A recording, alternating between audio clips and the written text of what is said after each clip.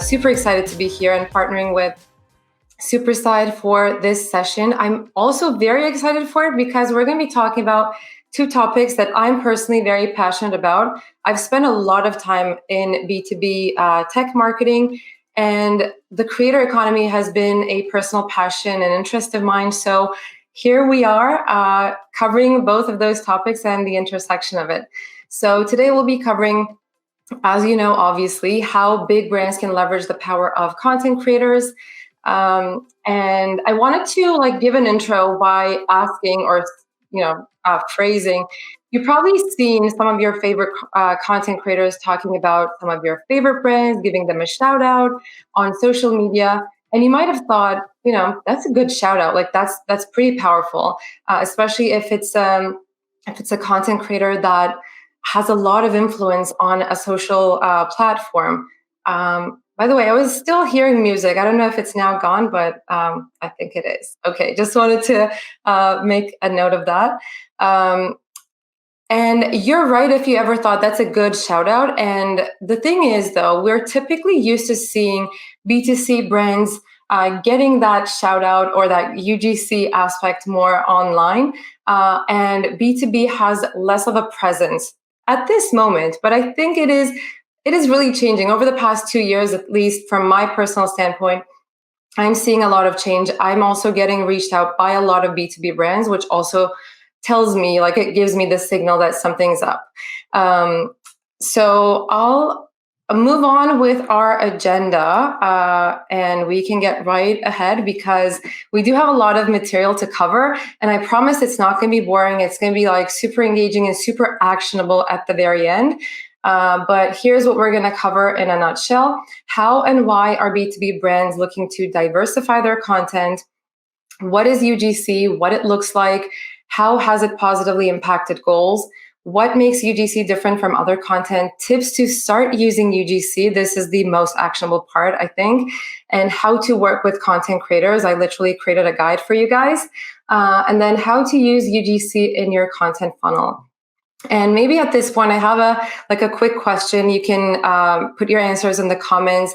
Have you seen any B2B brands work with content creators? And if so, what was the brand? What was the content creator?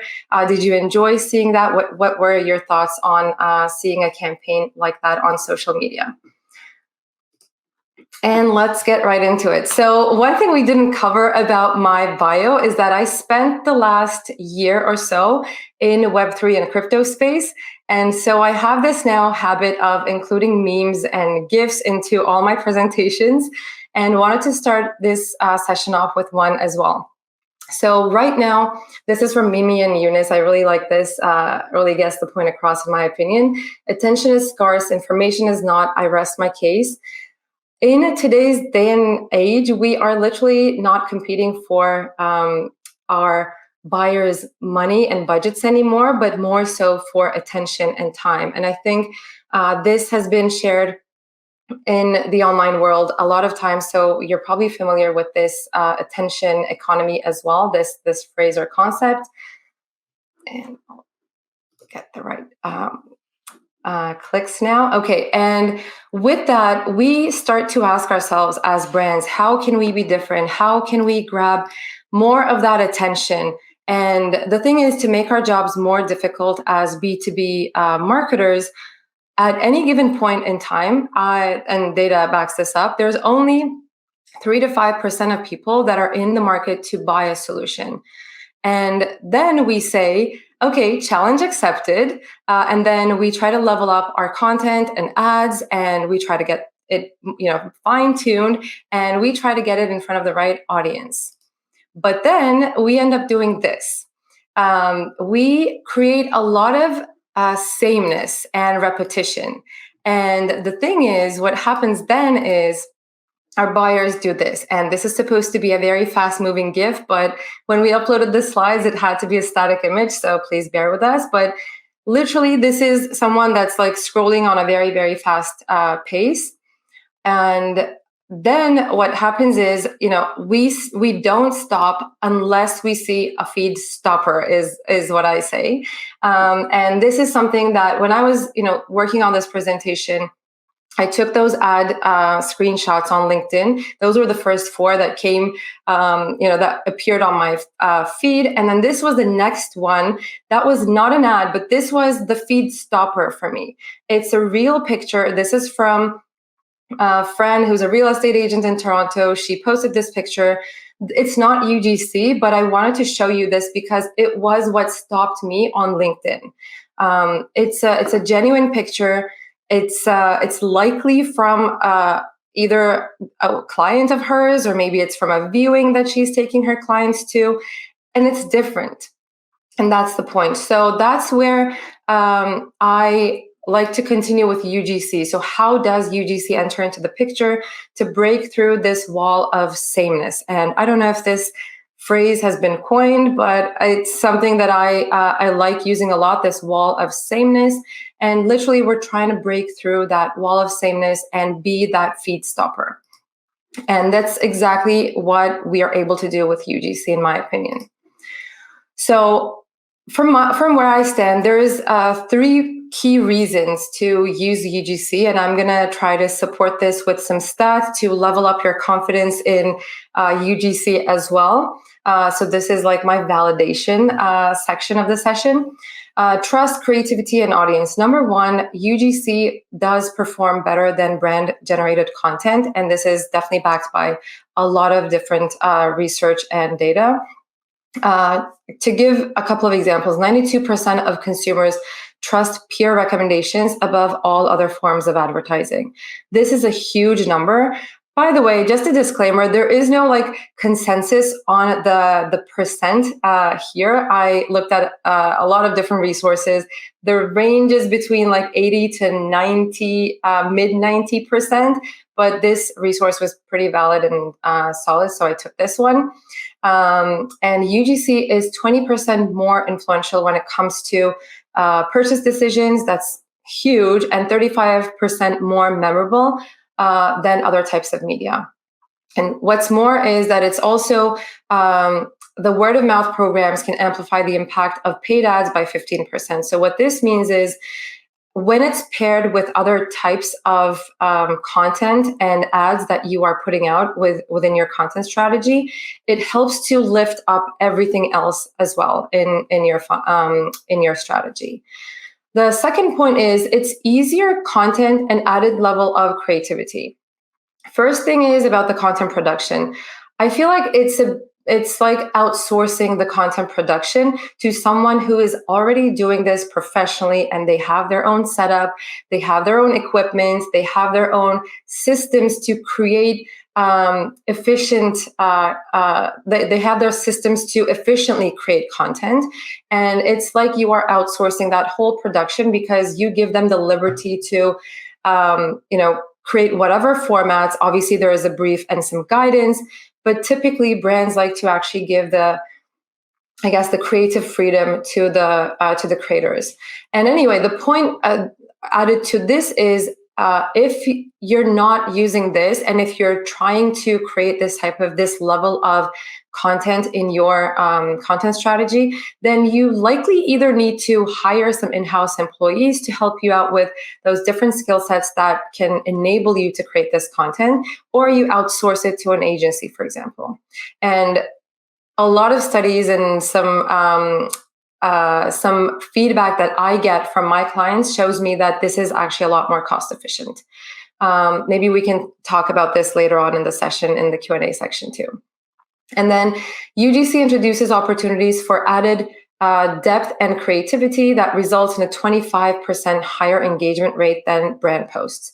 And here, I think this is also very important because when you work with a professional creator that is always in that zone or mindset of creating, you are immediately tapping into their creativity because they go through all kinds of campaigns.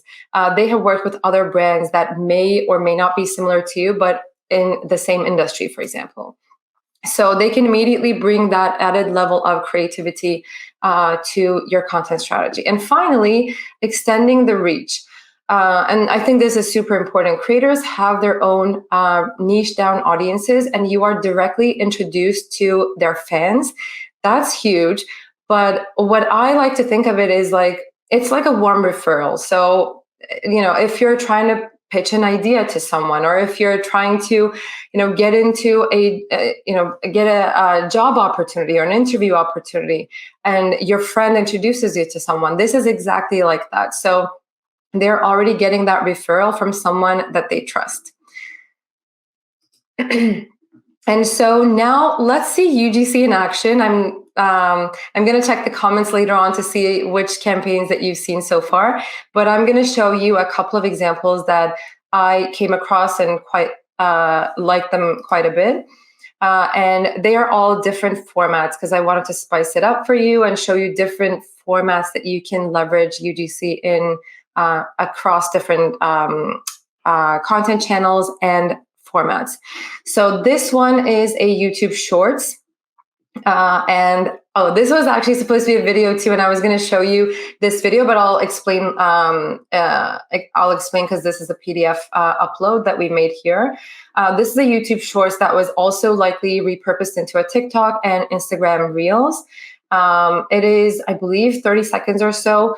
It talks about the topic of this one is why use email if you're starting a business, and it is a paid promotion by GetResponse. So this content creator is just filming in her car, and then we see some screen recordings of GetResponse as some part of this video.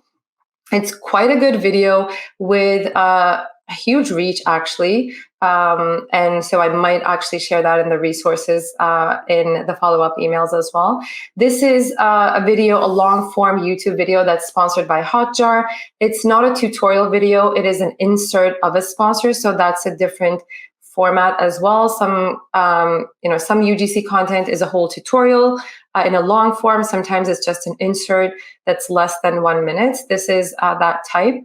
This is by ConvertKit, and the format is different. It's an Instagram post that opens up with the testimonial of a user, and then when you swipe it to the right, you see the actual picture of the user, which is a completely different format, but nonetheless, it is very powerful too. And then this one is a sponsored IG stories, and it's actually a video where this is a user of this service Billow. He's sharing his testimonial about working with Billow. And this is also a running video in the back end as well without audio, but these are all like just different types of UGC that you're probably coming across all the time. And let's move on to how is it different from ads? Sometimes it can be confused, but here are a couple of like key things that I think stand out in my opinion. Number one, there's a huge difference to hear a shout out from someone you trust already or a user of the brand versus the brand. And I think we can all agree on this. Like we grow in immunity to hearing brands talk about their products or services after a while, but it really breaks that pattern when we hear it from someone that we actually have trusted. Excuse me. And even though this is B2B, your buyers are human and they want to see the community of users and how the product is being put to use. Recently, I came across a post or an ad somewhere where it said there's no more B2B or B2C, it's all human to human. I think this kind of relates to that, and I fully agree with that statement. We really do want to see humans behind the product. We don't only want to see the futures or not even what it can do to our life, but really how other people are putting it to use. They want to see why their peers have chosen a specific solution compared to something else instead of watching another product demo. So I know personally when I'm watching a YouTube video, for example, that compares Notion to Monday.com, for example, and I know that that person is also a content creator that runs their own business. I know that her use case is very similar to mine, and that's so much more helpful for me to choose the platform that I want to go forward with versus checking out Notion and Monday.com websites compared to watching that video. It's also super targeted. You already know the audience you're reaching through involving the creator, because oftentimes they will have a very good grasp of their demographics, what tone of voice their audience likes, what type of content they like. Like content creators that take their job pretty seriously, they typically run a lot of surveys to hear feedback from their audience as well. So that enables them to give you more, I guess, power in terms of how and where to produce that content. And then finally, you can put ad money behind UGC and run it as ads too.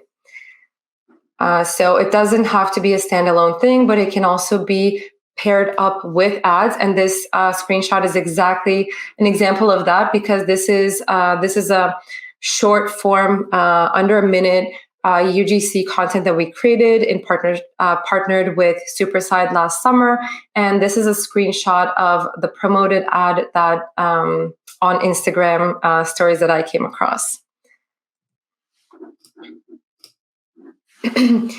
And who is using UGC right now? So I'm sure you're recognizing all of these brands on the screen right now. I tried to put in some B2B as well as some of the very successful B2C ones, but obviously there's so many more.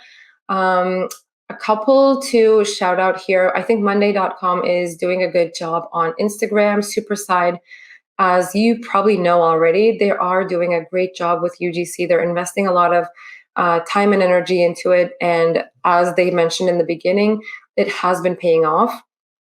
A couple of others that I wanted to give a shout out: Squarespace, Shopify, Audible. I see a lot of YouTube videos sponsored by those three brands specifically. Get Response, I think I'm seeing them lately on YouTube and short videos as well. I also wanted to give a shout out to Attest, because I think it stands out from the other ones in the sense that the price point is super, super high. It's a brand that I'm actually right now working with. It is a consumer research platform, and the way that we work with them, the campaign that we work with them, is pretty different than a conversion campaign, for example. So we're actually I'm supporting them with a free academy that they have, and a campaign that they're going to run around that academy. So it's a different type of content that we're creating with them. But yeah, just wanted to spice it up with some different examples. Some of them like really, really kings and queens of UGC in the B2C space. Some of them really, really well doing in the B2B space. And now the big question, is it working? I think we'll talk more about this once the session is over and we can talk with the Superside team as well, maybe. But user-generated content achieved 12 times consumers' engagement towards the brands and outperforms other native advertising types. That alone is pretty significant. And around 66% of brands stretch their budget for UGC campaigns. This is data from, I believe, last year. And in 2020, brands cut 52% from their content creation spend by repurposing influencer content on their marketing channels. This is huge because it's not only an added layer of creativity, you're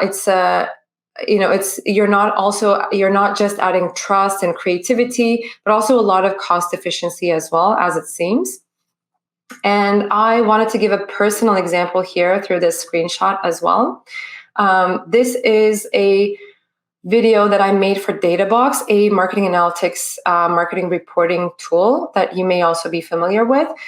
This was not a paid partnership, but this was a different case where I was teaching marketing analytics at George Brown College in Toronto, and I wanted to use this tool in my class for my students. And I made this video so that they would understand how I use DataBox in a way. Anyway, so the point with this screenshot is that eventually this video that I made for DataBox actually became the first search result that comes up after the two. Currently at least, the two results that come from DataBox's own YouTube videos, which are more recent, like they decided to level up their YouTube strategy after we had some conversations. But this is the first result that comes up on YouTube right now with that branded keyword. And that's in itself, I think, a huge success. Okay, so now we're getting started with the actionable piece, which is how do we start using UGC? From where I stand, again, I see 3 ways to start, and I say this is start within and then expand. If you're very, very new, if you're not sure yet, if you want to start working with professional creators, then one thing you can start doing is by working with your employees first. So I believe Buffer is a great example that does a good job with portraying the company culture. They have their employees talk about how the remote first work culture has impacted and benefited their personal lives in Instagram posts. At least that's what I've saw. That's what I've seen in some posts. They're doing a really good job with that. The day in the life videos by employees, I think this is another great way to create UGC content that not a lot of companies are doing, to be honest. But day in the life videos are super helpful to attract talent to your company. And one more example here I wanted to give is how employees use the product. And here's a more detailed example. So my husband works at Flight Center, and if I had seen, for example, some Flight Center employees film themselves or share on social media how they use the Flight Center website to book their Christmas travel packages, then I think I would be a lot more convinced than seeing Flight Center ads on Instagram or Facebook, for example. So that's just how you can leverage that power of bringing in your users, your employees. If you do have a product or service, obviously, that your employees can use, this is something to bring in. Next is leveraging your customers, especially the power users is how I call them. The first 2 points, they're actually pretty similar. Creating a forum or creating a community where customers can answer each other's questions. They can share their questions. Maybe the customer support team can answer them. You can share behind the scenes of maybe launching a feature to your product, or they can share the behind the scenes of working with your product or what they have created using your solution, for example. I think this is an extremely underused tactic across the board, to be honest. The community first marketing is something that I was introduced when I worked in the crypto/Web3 space last year, and it was extremely powerful. And I think there is a lot of room to implement this in Web2 and B2B tech companies in the Web2 world or landscape. Leveraging reviews, if it's not available on your site, then taking them. Like if you get reviews for your product or service on your website, that's perfect. You can take that, screenshot it, put it into different visuals, use it on your social media or in your newsletters. If it's not available on your site, then take it from a third-party resource like G2, Capterra, Trustpilot, if that's applicable. Testimonial videos are also extremely good way to leverage into your UGC content. Obviously, there is a consent factor that comes into the play when you're using testimonial videos across your social media platforms, but it is nonetheless super, super powerful. And then finally, running challenges to increase your brand reach. This works very well on social media, especially if you're a big brand with a very sexy product or solution. People are more tempted to create content for free and post it on their personal brands. A couple that comes to mind, you probably know, you have probably seen these, Starbucks holiday cups, or there's a brand called Airy Real. They have a really good campaign. They leverage a lot of creator content on their brand accounts. And then finally, moving on to the professional creators part. Obviously, We are going to touch upon like how to choose the creators in a moment. I think it's the next slide where it's the guide.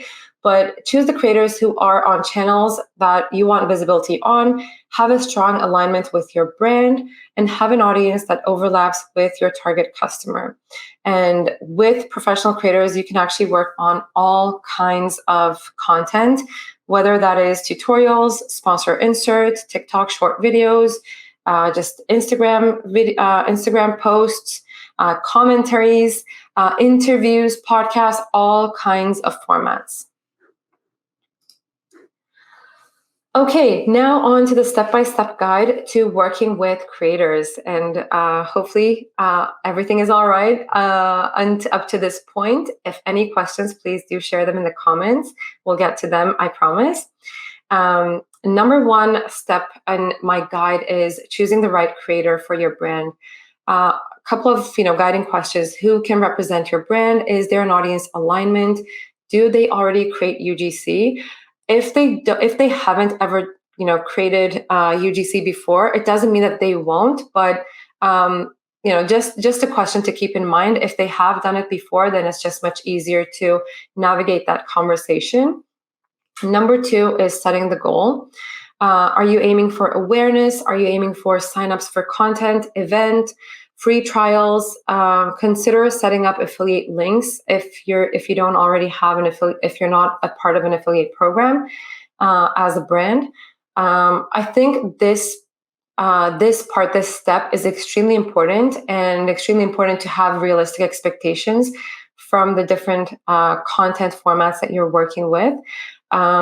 So I previously gave an example that I was working with a brand called A Test, and there's no way that a YouTube video can immediately convert into a sales for their platform, especially because they have a very long sales cycle, and especially because their price point is very high. So, a realistic goal for a campaign with them is it could be signups, it could be the free educational academy that they're trying to promote. So, be realistic with setting the goals here. And then timeline. Do you want it to support another campaign? So again, going from that same example, A Test is launching that academy in January, for example, and that is exactly the time where we are also going to be publishing the video on my channel to amplify the campaign launch. So yeah, keep in mind definitely if you're running other campaigns and how that UGC, how that content can contribute to your goal. And then setting the timeline, accounting for production and reviews. And likely if the creator has worked with other brands before, they're going to be quite knowledgeable about what the turnaround times are, and they're going to be able to guide you in terms of how long it's going to take them to produce it, how many rounds of reviews are typical, etc. Channels and formats. Think about if you're going to repurpose. Interestingly enough, not a lot of brands consider this upfront. I worked with a lot where we created YouTube videos, some of them long form, some of them inserts, but not many of them, to be honest. They haven't asked they haven't asked for the raw footage to repurpose, and that tells me that they actually don't have repurposing kind of embedded into their content strategy, which is a loss because you can definitely get that content and leverage it into different formats. So something to consider. And then which channels is the creator active on? Which formats align with your campaigns? Next is preparing the brief. And this is something that you can use again and again with different creators. If you are going to have UGC as a big part of your content strategy. Number one, the creator is going to ask for a guide on brand preferences, your tone, language, preferred keywords, if you are open to mentioning competition or not, if there are some words that they need to avoid in their content, those types of key things that are going to guide them to create the right content. And the brand elements, your logos, any other color files, brand ID files that they can use or they should use in their content. just give them access to a folder. I think this is just a good best practice to follow. And then finally, the legal and usage rights. This also ties in a little bit with the idea of repurposing. If you want, ownership of the content, who has the content rights, determine how you're going to use the content. So as I mentioned just a moment ago, if you only work with a creator and at that point you think, let's just make a tutorial video on YouTube, but don't actually think about how you can repurpose that later, it may be a limiting factor, or it may not be the best use of your budget that goes into that content production. So determine how you're going to use the content. And I'm not saying one is better than the other. It's just, put that out on the table and in the first conversations. And then who has the content rights, and will you spend ads to promote the content? This again is something that goes into the contract. So something important to consider. And UGC in your content funnel. So how can you leverage it in your content funnel? A couple of ideas. By no means this is a full list. There's definitely other ways that you could, but I think these are some key headlines that we could draw out. Number one, extending your social reach by creating these challenges or contests on social media. As I mentioned a little earlier, sometimes you can get free exposure just because you have a very sexy product, or just because you have something that looks very good on social media, or it's cool to share that. But in a lot of cases, especially in B2B, that cool factor is not really there. So maybe putting an incentive behind these challenges or contests could be a good method to leverage here. Reposting on brand social profiles. You work with a creator, they create something, you can repost it on your brand social profiles. You can cut it into different pieces, repurpose it, and have it on your newsletters as well, which is another headline I put in here. UGC in paid ads. So the short video that I created for IG Reels and YouTube Shorts, we Superside put paid ads behind it and repurposed it for their brand account. That's a great example of that. And then displaying it on your website. So any point that contributes to the sales funnel. If you're, for example, leveraging testimonials, I think there's a lot of places on websites to leverage a testimonial, whether that's in your landing page copy, whether you create a wall of love or a testimonials page. Lots of places to put these types of content on the website. And finally, hosting a podcast or a YouTube show from the brand account and inviting users as guests. And then, this can turn into so many types and formats of content for different channels. Wanted to include all of those in the content funnel ideas page. And I think we're almost wrapping up the info session part. How to find content creators in the wild. I know it's a bit funny when I say how to find them. Obviously, across all social media platforms that are relevant to your brand. If you want to work with creators on YouTube, obviously look into YouTube. You're going to see it's just going to be so much more easier to do the research in that platform that you're really trying to invest into. And among all of these other platforms, by the way, my personal preference would be still YouTube, because YouTube does work like a search engine, which makes it a lot different than all of the other social media platforms, in my opinion. So it's much easier to find creators that have done paid promotions or UGC in the past, and you can get a really good sense of their style and tone of voice for creating this type of content. Referrals, if you know colleagues have worked with content creators on their campaigns, they would be a great resource to go to. Hashtags is a great way to search as well across all platforms, all social platforms that are mentioned here.